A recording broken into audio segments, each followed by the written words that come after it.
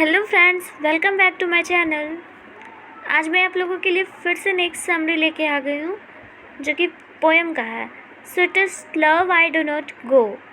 Writer कौन है? John Donne. ठीक है, तो मैं आप लोगों को इसका लाइन बाय लाइन समरी बताती हूँ, और आप लोगों को समरी अच्छा लगे और समझ आए तो प्लीज़ कॉपी में नोट डाउन कीजिएगा, क्योंकि ये समरी 5 मार्क्स का आएगा। ठीक है, तो चलिए मैं समरी स्टार्ट करती हूँ। आप वीडियो को लाइक कर दीजिएगा। ओके।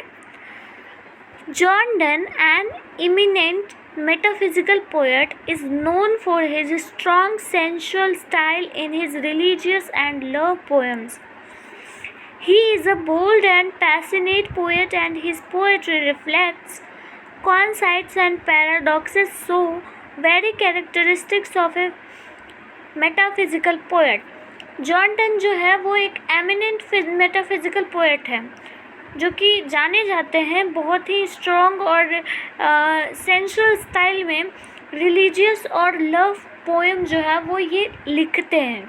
ठीक है, ये जो है एक बोल्ड और पैशनेटेड पोएट है।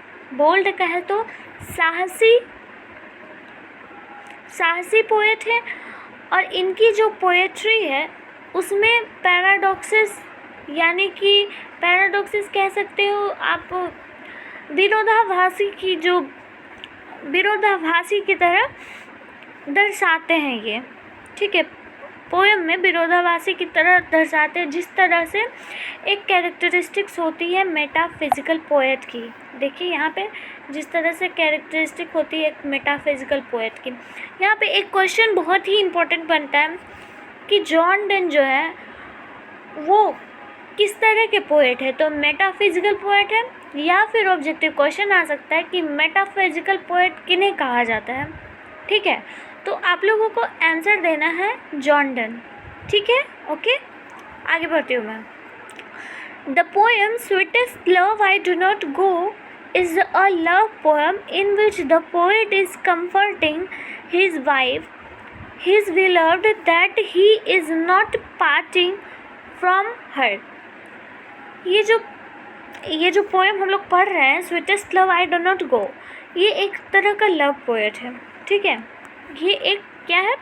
लव पोएट है, जिसमें कि पोएट जो है वो अपनी बिलव्ड को, जो कि वाइफ है उनकी, उन्हें वो बताते हैं कि हम तुमसे या मैं तुमसे अलग नहीं हो रहा हूँ। He is not tired of the relationship, वो इस रिलेशनशिप से थक नहीं चुके हैं। यदि मतलब कि देखिए, अगर वो कह रहे हैं तो उनकी वाइफ को ये लगेगा कि शायद वो मेरे से थक गए हैं, तभी तो वो मुझसे अलग हो रहे हैं। सी थिंक्स अबाउट हिम, बट लेखक जो है कवि जो है वो ऐसा बिल्कुल नहीं कह रहे हैं। वो कह रहे हैं कि मैं थका नहीं हूँ तुमसे, और ना ही मैं तुमसे ज़्यादा अलग, मतलब कि वो लड़ाई झगड़ा करके ना ही अलग हो रहा हूँ, बल्कि सिर्फ मैं ट्रैवलिंग करना चाहता हूँ। क्यों? क्योंकि ऐसा मैं चाहता हूँ। देखिए आगे मैं बताती हूँ।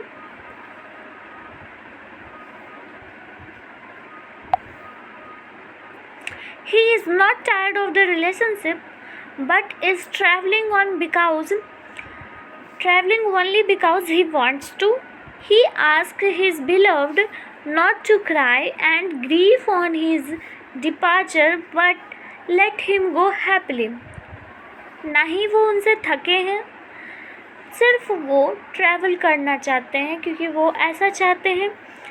वो अपनी प्रेमिका को कहते हैं कि तुम अगर रोगी तो मैं कैसे जाऊंगा,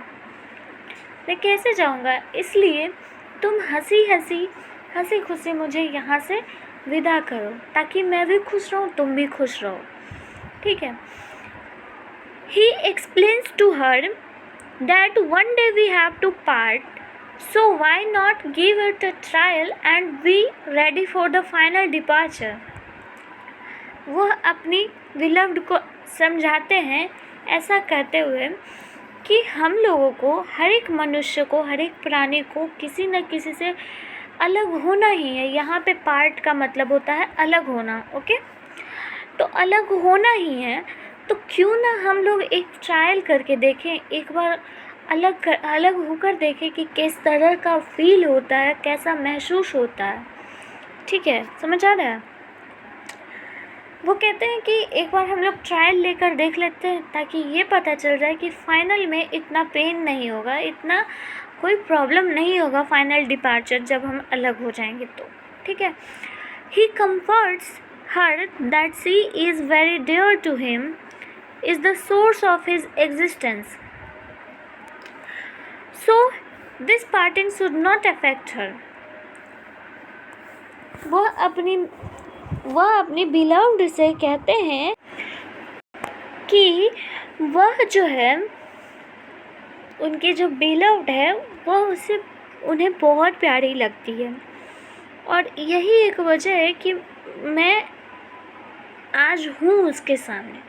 सो parting should not affect her. तो हम लोगों को जुदाई कुछ भी नहीं बिगाड़ सकती है। ठीक है, हम लोगों को जुदाई कुछ भी नहीं बिगाड़ सकती है। आगे देखिए क्या कहते हैं। आगे कहते हैं, ही assures her that he will return back from his journey like the sun which returns every day to spread brightness and light in the world. समझ आ रहा है?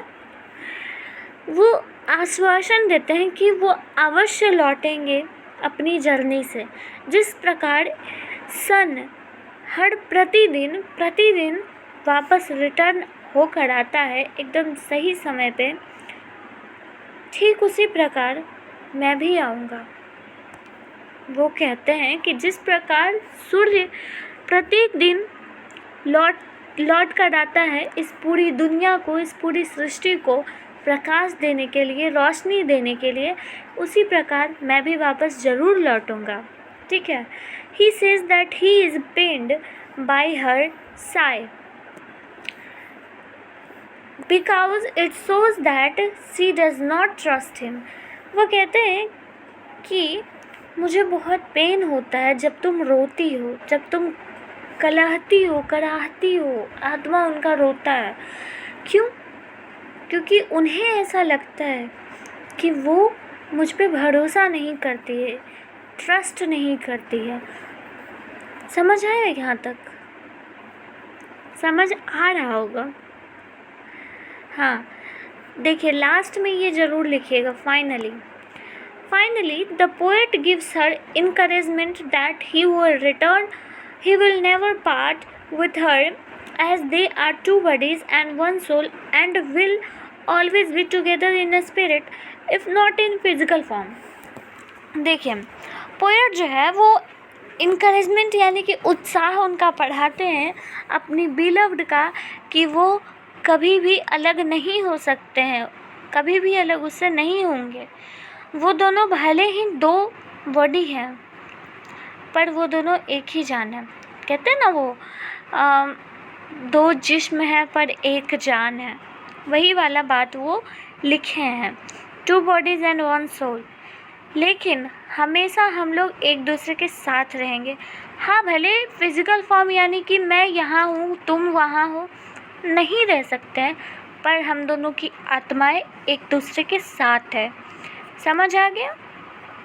आई होप कि आप लोगों को यहाँ तक वीडियो बहुत अच्छे से समझ आया होगा, समरी अच्छे से अच्छा लगा हो तो वीडियो को लाइक कीजिएगा और चैनल को सब्सक्राइब कीजिएगा। ठीक है, मैं मिलूँगी फिर नेक्स्ट वीडियो में, तब तक के लिए बाय।